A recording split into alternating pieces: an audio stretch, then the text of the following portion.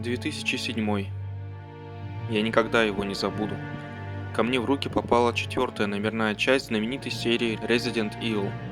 Ужасно работающая, выглядящая как полинявший и выцветший ковер, приправленная ужаснейшим управлением. И мне она понравилась. Я прошел от начала до конца с большим удовольствием, потому что Resident Evil 4 даже в таком виде интересная, проработанная и захватывающая игра. Уже много позже я узнал, что та первая версия для персональных компьютеров – самый плохой способ познакомиться с этой замечательнейшей игрой. И вот, спустя годы после того опыта 2007 года, я познакомился с первыми выпусками этой игры. И сегодня я хочу немного рассказать вам о них.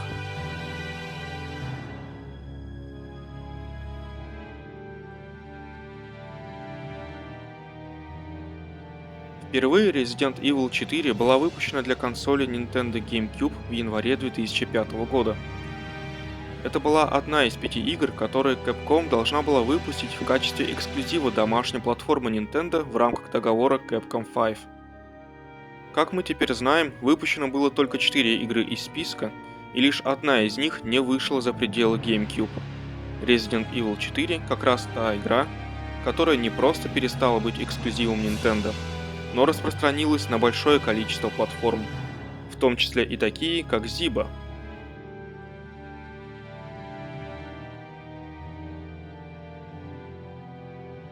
Я же рассмотрю первые 3 игры, выпущенные до HD-эры.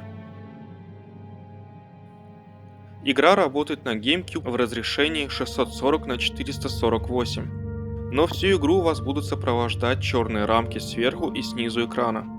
Это так называемый letterbox, один из способов получения широкоформатного изображения при аналоговом видеовыводе, когда поддерживается соотношение сторон только 4 к 3, ну или 5 к 4. Есть еще способ с анаморфным изображением, но об этом мы поговорим позже. Letterbox же, кроме прочего, позволяет уменьшить фактическое разрешение для отрисовки картинки графическим чипом. В случае с Resident Evil 4, как я уже сказал, разрешение рендеринга 640 на 448, но так как кадр не заполняется полностью, фактическое разрешение отрисовки 640 на 340.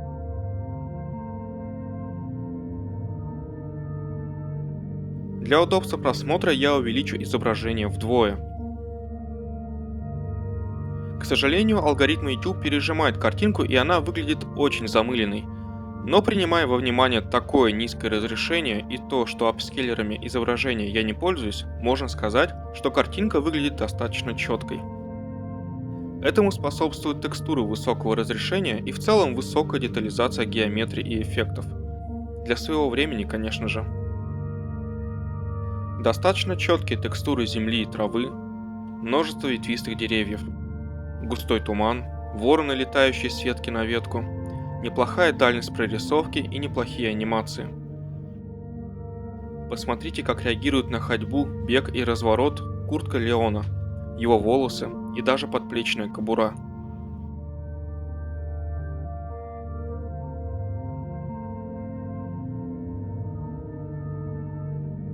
Гранада также отлично реагирует на попадания в разные части их тел.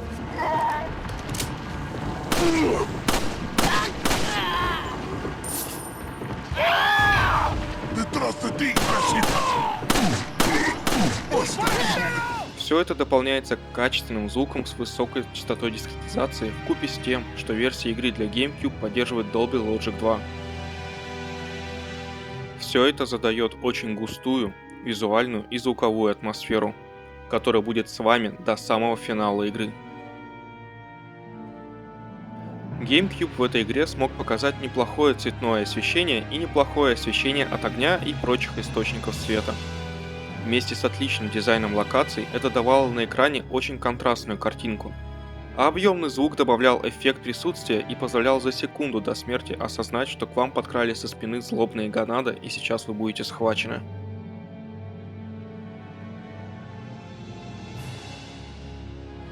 Управление было также на высоте. Оно ощущалось отзывчивым и точным. Даже с моей неумелой игрой на геймпаде мне регулярно удавалось прицелиться точно в голову или попасть в динамит, который на вытянутой руке нес бегущий мне навстречу местный житель. Управлению помогала и плавность работы игры. Это очень стабильные 30 кадров в секунду с равномерным временем кадра. Случаются ли падения? Да, в тяжелых сценах на битвах с боссами. Также бывают редкие и минорные случаи фреймпейсинга, но такие ситуации в подавляющем меньшинстве. Поэтому после прохождения эта версия Resident Evil 4 мне запомнилась как стабильная и плавная.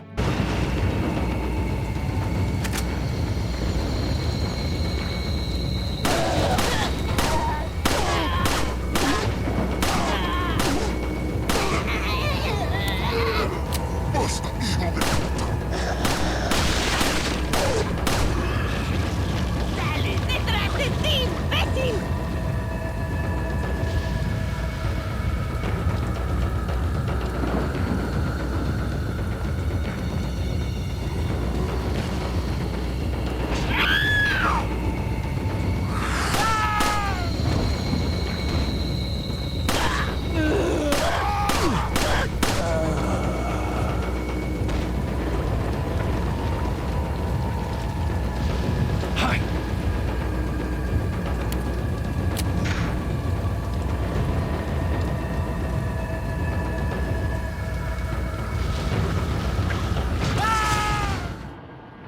И не забудьте про обилие эффектных катсцен, которые работали в реальном времени на железе консоли.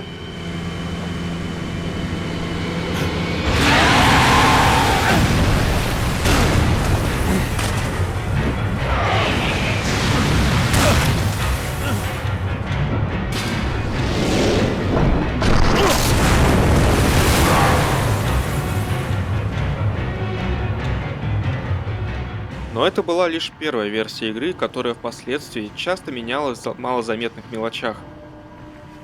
В марте 2005 европейская версия Resident Evil 4 представила едва заметные изменения в стартовых заставках, катсценах и надписи на экране.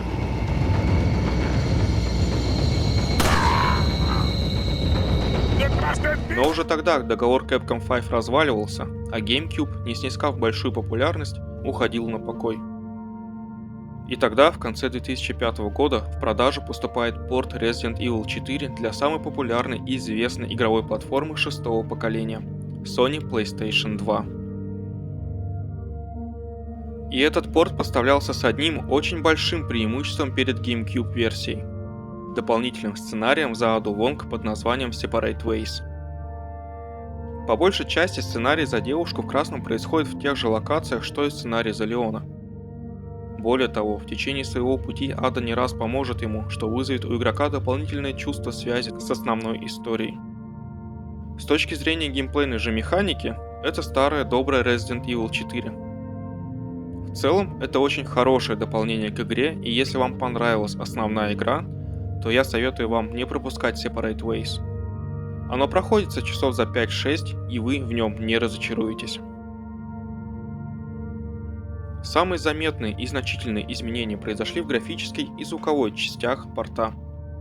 Resident Evil 4 на PlayStation 2 работает без леттербокса почти во весь экран. Небольшие рамки все равно остаются по обоим сторонам экрана, но заполнение кадра разительно отличается от GameCube версии, а широкоформатный режим здесь анаморфный, то есть кадр отдается консоли на телевизор стандартный для аналогового сигнала 720 на 480, и он должен растягиваться по ширине силами самого телевизора. Движок игры, в свою очередь, увеличивает ширину захвата камеры и сжимает изображение до соотношения сторон 4:3. Но угол обзора не получает каких-либо заметных улучшений по сравнению с оригинальной версией игры. И несмотря на то, что разрешение рендеринга ничуть не ниже, чем на GameCube версии, в целом картинка на PlayStation 2 выглядит более размытой и лесенки более заметны. Вдобавок на ней я применяю upscale до 720p. Также уменьшенное количество полигонов практически всех объектов. Деревья упростились.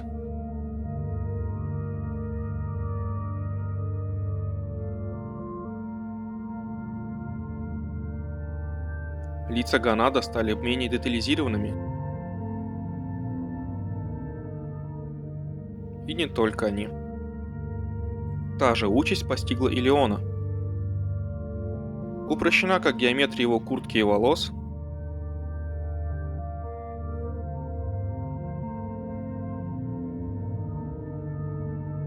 так и всего тела.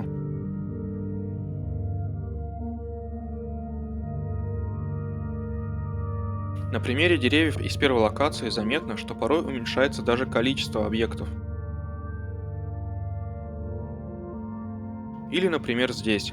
На GameCube часть локации сильно затоплена, когда, как на PlayStation 2, воды нет совсем. Упростились многие эффекты, в том числе освещение и затенение. Шейдер воды по сути вообще исчез, как и отражения, которые пусть и очень примитивные, но все же присутствовали на консоли от Nintendo.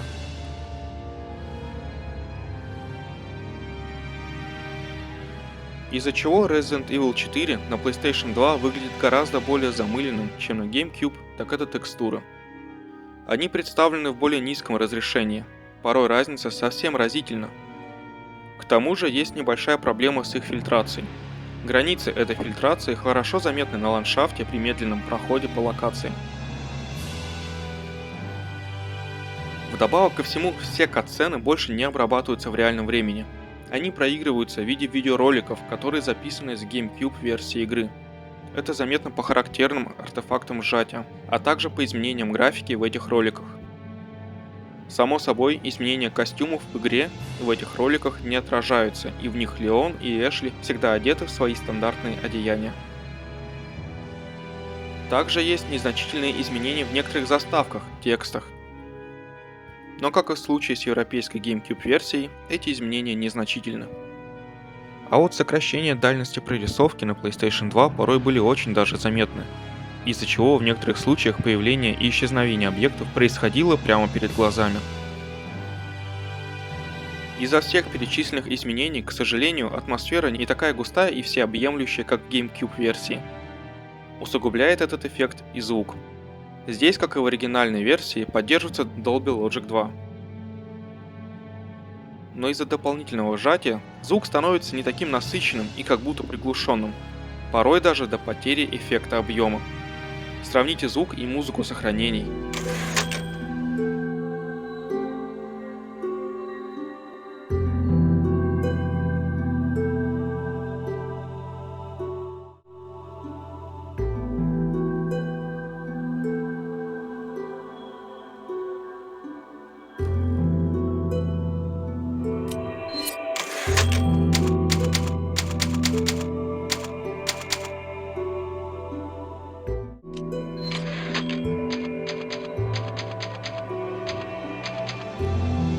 Выстрелов.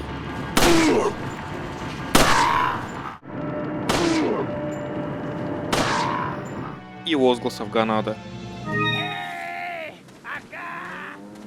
Mierda. Mierda. Но в порте для PlayStation 2 были и положительные изменения. Все они касаются контента. Кроме большого дополнительного сценария Separate Ways, были добавлены костюмы для главных героев и дополнительное оружие. К сожалению, все упрощения PlayStation 2 версии не помогли держать консоли 30 кадров в секунду 100% времени.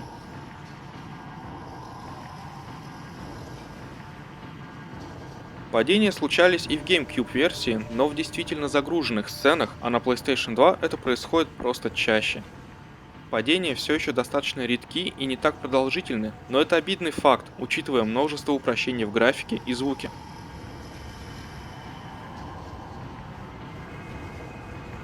В 2007 году порт Resident Evil 4 на основе именно этой версии и был выпущен на ПК.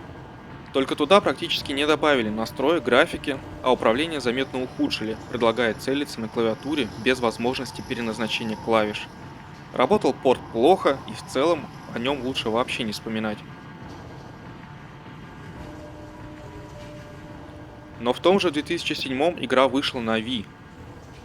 С графической точки зрения она полностью повторяет версию для GameCube, без каких-либо заметных изменений. То же самое касается и звука, но в эту версию был добавлен весь контент из версии для PlayStation 2, а управление поддерживало как классический контроллер от GameCube, так и Wii Mode, и управление с его помощью было сделано максимально правильно. Оно удобное, оно понятное и превращает прохождение игры в очень приятный опыт. И, конечно же, Wii воспроизводит эту игру в широкоформатном соотношении сторон на полный экран при крайне стабильных 30 кадрах в секунду.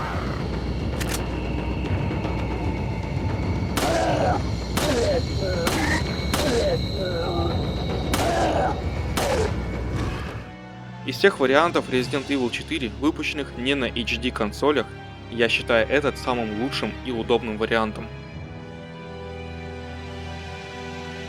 В целом, все три варианта игры нельзя назвать испорченными. GameCube-версию, несмотря ни на что, я обожаю от обложки до самых финальных титров. PlayStation 2 порт, конечно, звучит и выглядит как серьезный шаг назад, но имеет заметный перевес в контенте относительно оригинальной игры. Версия же для Wii, как вы уже поняли, моя любимица. И лично для меня это все еще лучший способ играть в Resident Evil 4. Хотя объективно сейчас игроки предпочтут более современные способы познакомиться с этой замечательной игрой.